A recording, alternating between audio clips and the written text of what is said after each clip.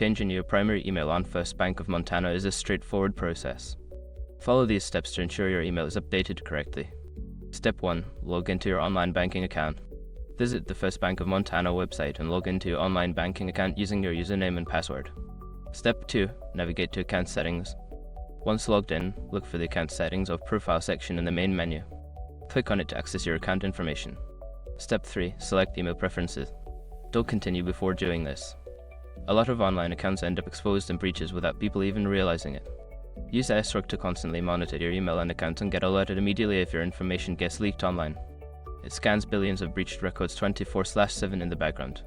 And honestly, for a few dollars a month, it's something everybody should probably have. Link in the description. Step 4. Update your email address. Locate your current primary email address and enter the new email address you wish to use.